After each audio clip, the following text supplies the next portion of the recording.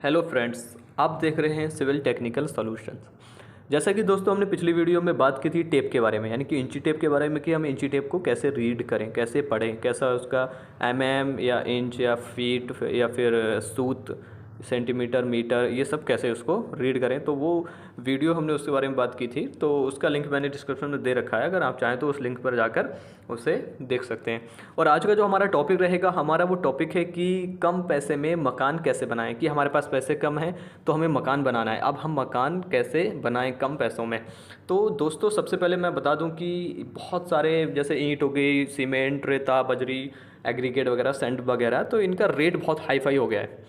तो इन सब को देखते हुए महंगाई बहुत बढ़ गई है। मिस्त्री की पर डे का जो उसका जो दिहाड़ी होती है वो काफ़ी बढ़ चुकी है। तो उसको लेकर आज हम बात करेंगे। तो दोस्तों चलो चलते हैं। तो दोस्तों अब जो बात करने वाले हैं हम प्लानिंग की, सबसे बड़ा जो पॉइंट है हमें मकान बनाने के लिए वो हमारी प्लानिंग है। प्लानिंग हम एक इंजीनियर से, अपना जो इंजीनियर हो या आर्किटेक्ट हो, उससे प्लान बनवाते हैं मकान का। तो प्लान बनवाना इसलिए ज़रूरी है कि हम अगर बिना सोचे समझे किसी काम को स्टार्ट कर देते हैं, हमसे कोई गलती हो जाती है तो हमारा वो नुकसान हो जाता है। इस वजह से प्लानिंग करना पहले से बहुत ही ज़रूरी है। आप प्लान ज़रूर बनवाइएगा।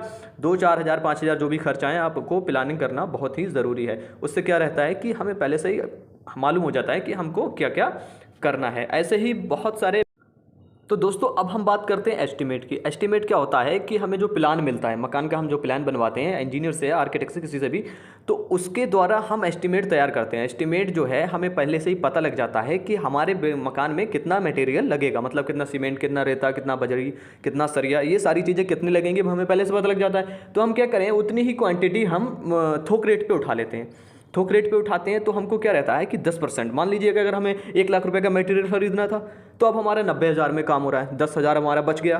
तो इसी तरीके से अगर हमें पहले से ही पता लग जाए कि इतना सीमेंट हमारा निकलेगा, लगेगा, और इतना सैंड या रेता लगेगा, इतना बजरी या एग्रीगेट लगेगा, और इतना जो है हमारा सरिया लगेगा, तो हम उसको पहले से ही थोक रेट पे मंगा लेते हैं। तो हमें उससे काफ़ी बेनिफिट रहता है। तो एस्टिमेट कौन निकालता है? एस्टिमेट सबसे पहले इंजीनियर निकालता है, आर्किटेक्ट भी निकालते हैं, लेकिन आप मिस्त्री द्वारा या ठेकेदार द्वारा निकलवा सकते हैं आसानी के साथ।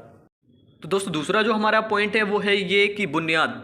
सबसे पहले आप ये बात ध्यान रखें कि बुनियाद में हम ईंट बहुत लगाते हैं, क्योंकि ज़्यादातर हम ये बुनियाद को चौड़ा ही रखते हैं, 9 या फिर 23 या फिर कुछ और ज़्यादा। तो इस वजह से बुनियाद को ज़्यादा गहरा बिल्कुल भी ना खुदवाएं। बुनियाद को नॉर्मली, बहुत ही ज़्यादा नॉर्मली अगर आप करना चाहते हैं तो 3 फीट की उसकी गहराई ले सकते हैं। 3 फीट से आप 2.5 फीट भी ले सकते हैं, क्योंकि ज़्यादातर हम मजबूत मिट्टी पर ही मकान बनाते हैं। तो दोस्तों इसका आपको ख्याल बहुत ही ज़रूरी तरीके से रखना है। अगला पॉइंट आपका जो रहेगा ठेकेदार।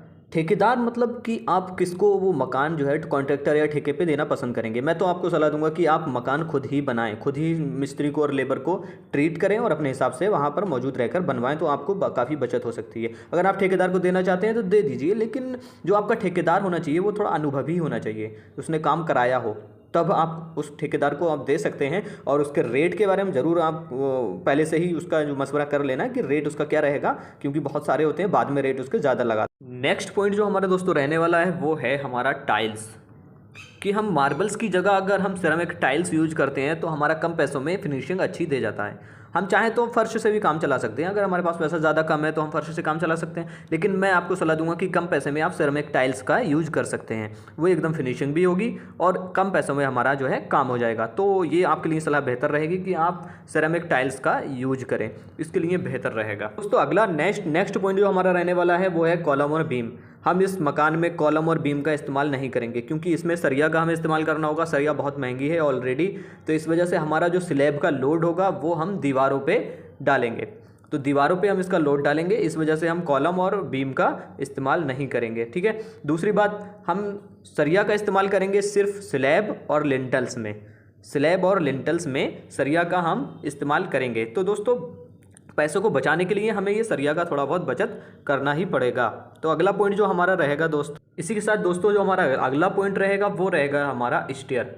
क्या करेंगे कि स्टेयर जो हमारा स्टेयर केस मतलब जीना जो हमारा रहेगा वो बिना चेन वाला रहेगा, सादा जीना, सादा स्टेयर बोलते हैं जिसको, उसे हम इस्तेमाल करेंगे। क्योंकि हम अगर चेन वाला जीना लगाते हैं तो उसमें लगभग 10-12 हज़ार हमारा शटरिंग में ही चला जाता है। शटरिंग में हमारा 10 से 12 हज़ार तक आराम के साथ उसमें चला जाएगा, क्योंकि इसकी शटरिंग होती है हर एक पेड़ी की अलग लगाना पड़ती है। दूसरी बात, इसमें जो है सरिया भी डबल करना पड़ती है। जैसे हम स्लैब में डबल जाल बांधते हैं, इसी तरीके से डबल जाल इसमें सरिया का लगाना पड़ता है, तो हमें सरिया भी बहुत ज़्यादा लगाना पड़ेगा।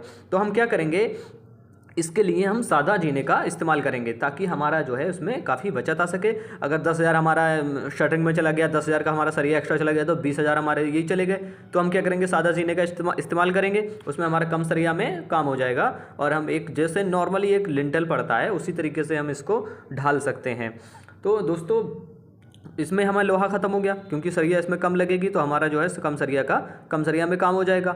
अब हम अगर अगले पॉइंट की बात करेंगे, तो हम लेकर चलेंगे आपको ग्रिल पे, ग्रिल या पैरापेट वॉल जो हम लगाते हैं दीवार, मतलब स्लैब की छत पर चारों तरफ, बाउंड्री वॉल जिसको बोलते हैं, उस तरीके से कह सकते हैं। छत के चारों तरफ जो दीवार हम लगाते हैं उसे पैरापेट वॉल कहते हैं। पैरापेट वॉल के लिए हम क्या करेंगे दोस्तों, हम इसको 4 इंची दीवार से चिनाई करवा देंगे, 3 फीट इसकी ऊंचाई रख लेंगे। इससे जो है हमें काफ़ी बचत हो जाएगी। अगर हम ग्रिल लगाएंगे तो ग्रिल में लोहा बहुत महंगा हो गया है आज के दौर में, आप जानते ही होंगे। तो लोहा ना लगाकर हम इसको पैरापेट वॉल को थोड़ा हल्का डिजाइन में लगा सकते हैं। हल्के डिजाइन में लगाने से ये है कि हमारा मिस्त्री से काम हो जाएगा, और 4 इंची वॉल पे हम एक पैरापेट वॉल लगा लेंगे। तो दोस्तों, इसमें भी हमारी बहुत सारी बचत हो जाएगी, क्योंकि हमें अगर लोहा लगाना होगा तो हमें काफ़ी इसमें पैसा लगाना पड़ेगा। तो ये हमारा इधर पैसा हमारा काफ़ी रिकवर हो जाएगा, और उससे जो है हमें थोड़ा सहूलियत मिल जाएगी। अगली हम बात करेंगे जो दोस्तों, अगर हम चाहें तो डिज़ाइन में करा सकते हैं। जैसे ये हल्का फुल्का डिज़ाइन होता है, इसमें जो है हम पैरापेट वॉल ले लेंगे, ग्रिल को हटाकर पैरापेट वॉल जो ये दिख रहे हैं, दिख रहा होगा आपको, तो ये पैरापेट वॉल हम इसका इस्तेमाल भी कर सकते हैं। अगली बात हम जो बात करेंगे, तो हम करेंगे टॉयलेट और बाथरूम की। टॉयलेट और बाथरूम हमारा एक ही में हो तो बेहतर होगा। उसमें क्या होगा कि कम पैसों में हमारे दोनों चीज़ें निकल आएंगी। तो दोस्तों, ये चीज़ें मैंने आपको बताई, आपको कैसी लगी हमारी जानकारी हमें कमेंट करके ज़रूर बताइएगा। और वीडियो अगर आपको अच्छी लगी हो तो लाइक एंड शेयर ज़रूर करें, और हमारे चैनल को सब्सक्राइब करें, ताकि ऐसी बहुत सारी जानकारी हम आप तक आसानी के साथ पहुंचा सकें।